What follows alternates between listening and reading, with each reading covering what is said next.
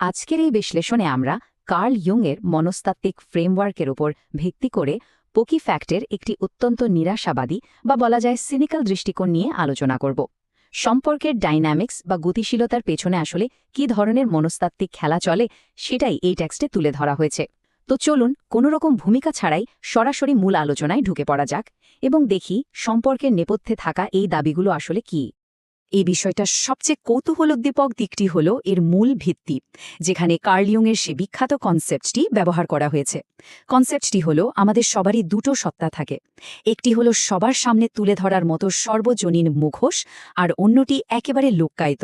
প্রকাশ্যে আমরা যে মিষ্টি হাসিটা দেখি, টেক্সটের দাবি অনুযায়ী তার আড়ালে অনেক সময় সম্পূর্ণ ভিন্ন এক হিসাব নিকাশ আর মনস্তত্ত্ব কাজ করতে থাকে।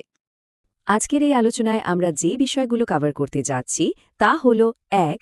দ্বৈত সত্তার ধারণা, ২. প্রেষণা বা মোটিভেশন এবং ঊর্ধ্বমুখী দৃষ্টি, ৩. যাচাই এবং পরোক্ষ কৌশল, ৪. অভিযোজন ক্ষমতা এবং শ্যাডো, আর সবশেষে আত্মরক্ষার ঢাল হিসেবে জ্ঞান। প্রথম পর্ব, দ্বৈত সত্তার ধারণা, মুখোশের আড়ালে উকি দেওয়া। দ্বিতীয় পর্ব, প্রেষণা এবং ঊর্ধ্বমুখী দৃষ্টি, মনোযোগ এবং মর্যাদা। চলুন এবার এই বিষয়টি একটু গভীরে গিয়ে দেখা যাক। এই লেখায় দাবি করা হয়েছে যে সম্পর্কের ক্ষেত্রে মনোযোগ বা অ্যাটেনশন হল একটা অপরিহার্য আবেগিক জ্বালানির মতো, অনেকটা গাড়ির ইঞ্জিনের তেলের মতো কাজ করে এটি। বলা হচ্ছে অনেক সময় সঙ্গীদের শুধু আত্মতুষ্টি বা ইগো বুস্ট করার দর্শক হিসেবে বিবেচনা করা হয়, এর পাশাপাশি হাইপারগ্যামি বা নিরন্তর ঊর্ধ্বমুখী দৃষ্টির একটা ব্যাপার থাকে, যেখানে ক্ষমতা আর উচ্চ মর্যাদার প্রতি একটা তীব্র আকর্ষণ কাজ করে। সোজা কথায় সামনে যদি কোনো উন্নততর বা পাওয়ারফুল বিকল্প চলে আসে, তাহলে অতীত ফেলে খুব সহজে এগিয়ে যাওয়ার একটা প্রবণতা তৈরি হয়। তৃতীয় পর্ব, যাচাই এবং পরোক্ষ কৌশল, সঙ্গীকে মূল্যায়ন। এখানে কার্ল ইয়ুংয়ের অ্যানিমা বা ভেতরের নারী সত্তার ধারণাকে একটু ভিন্নভাবে উপস্থাপন করা হয়েছে।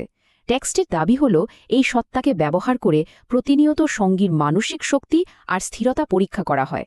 এটা নাকি একেবারে রক্তের সাথে মিশে থাকা একটা আদিম প্রবৃত্তি। আর এর মূল উদ্দেশ্যটা কি? উদ্দেশ্য হল অত্যন্ত নির্মমভাবে দুর্বলকে সবল থেকে আলাদা করা। এবং এই বিষয়টা কিন্তু দারুণভাবে তুলে ধরে যে কিভাবে নীরব ম্যানিপুলেশন কাজ করে। ক্ষমতা প্রদর্শনের জন্য এখানে সরাসরি কোনো ঝগড়া বা সংঘাতের দরকার হয় না, বরং কৌশলগুলো হয় পরোক্ষ। যেমন ধরুন, প্রথমে খুব সূক্ষ্মভাবে একটা অপরাধ বোধ বা গিল্ট ট্রিপ তৈরি করা, এরপর হঠাৎ করেই একেবারে নীরব হয়ে গিয়ে অপর পক্ষকে রীতিমতো হতবুদ্ধি করে দেওয়া, আর সবশেষে এই পুরো ইমোশন বা আবেগকে হাতিয়ার হিসেবে ব্যবহার করে নিয়ন্ত্রণ বা কন্ট্রোল নিয়ে নেওয়া। মূল কথা হল সত্যিকারের ক্ষমতা নাকি এই পরোক্ষ প্রভাব বিস্তারের মধ্যেই লুকিয়ে থাকে। চতুর্থ পর্ব, অভিযোজন ক্ষমতা এবং শ্যাডো, অভ্যন্তরীণ দ্বন্দ্ব। টেক্সটটি দাবি করছে যে মনের ভেতরেই একই সাথে দুটি সম্পূর্ণ বিপরীত শক্তি কাজ করে, যা এক তীব্র অভ্যন্তরীণ দ্বন্দ্বের জন্ম দেয়। একদিকে থাকে ইয়ংয়ের ভাষায় আলো, অর্থাৎ একটি নিরাপদ, সুরক্ষিত এবং স্থিতিশীল আশ্রয়ের প্রতি আকাঙ্ক্ষা, আর ঠিক তার উল্টো দিকে থাকে অন্ধকার বা শ্যাডো, যা প্রবল উত্তেজনা, বিপদ এবং বন্য আবেগের প্রতি তীব্রভাবে আকৃষ্ট হয়। এই দ্বৈত চাহিদার কারণে অনেক সময় স্থিতিশীল কিন্তু সাদামাটা সম্পর্ক আর বিপজ্জনক কিন্তু উত্তেজনাময় সম্পর্কের মাঝে মন বিভক্ত হয়ে পড়ে। এখানেই চলে আসে চরম অভিযোজন বা মানিয়ে নেওয়ার ক্ষমতার প্রসঙ্গ। উৎসের মতে এই অবচেতন ক্ষমতার কারণে পুরনো সম্পর্ক খুব দ্রুত, একেবারেই কোনো অনুশোচনা ছাড়া ভুলে যাওয়া সম্ভব। ব্যাপারটাকে পুরনো পোশাক বদলে ফেলার মতো সহজ বলে তুলনা করা হয়েছে। আর বর্তমান যুগে সোশ্যাল মিডিয়ার কল্যাণে যেহেতু অসংখ্য বিকল্প একেবারে হাতের মুঠোয়, তাই এই প্রবণতা যেন আগের চেয়ে বহুগুণে বেড়ে গেছে।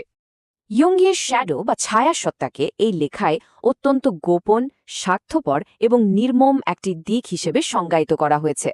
বলা হচ্ছে এই দিকটা সবসময় লুকিয়ে থাকে ঠিকই, কিন্তু ব্যক্তিগত লাভের প্রশ্ন এলে বা পরিস্থিতির দাবি থাকলে এই ছায়া সত্তা অনিবার্যভাবে আলোর সামনে বেরিয়ে আসবে।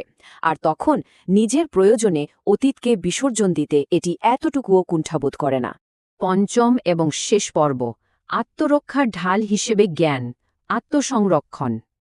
তো এখানকার সবচেয়ে গুরুত্বপূর্ণ পয়েন্টটি হলো এই যে এত সব তেতো আর রূঢ় কথাবার্তা, এগুলো কিন্তু কারো প্রতি বিদ্বেষ ছড়ানোর জন্য বলা হয়নি, বরং উৎস জোর দিয়ে বলছে যে এই জ্ঞানটা একটা সচেতনতার ঢাল হিসাবে কাজ করবে। অন্ধ রোম্যান্টিক মোহ থেকে বেরিয়ে এসে সম্পর্কের এই মনস্তাত্ত্বিক বাস্তবতাগুলো বুঝতে পারলে আবেগিক ম্যানিপুলেশন বা প্রতারণা থেকে বাঁচা যায়। এটি মূলত নিজের ব্যক্তিগত মর্যাদা এবং আত্মসম্মান অটুট রাখার একটা হাতিয়ার ছাড়া আর কিছুই নয়। আর একেবারে শেষে এসে এই আলোচনা একটি অত্যন্ত উস্কানিমূলক বা বলা যায় প্রভোকেটিভ প্রশ্ন রেখে যায়। সঙ্গীর এই শ্যাডো বা ছায়াসত্তা সম্পর্কে নিখুঁত জ্ঞান থাকাটাই কি আত্মরক্ষার চূড়ান্ত হাতিয়ার, নাকি এই নিরেট বাস্তবতা আর মনস্তাত্ত্বিক বিশ্লেষণের ভিড়ে আমাদের চিরচেনা সেই আদি অকৃত্রিম রোম্যান্স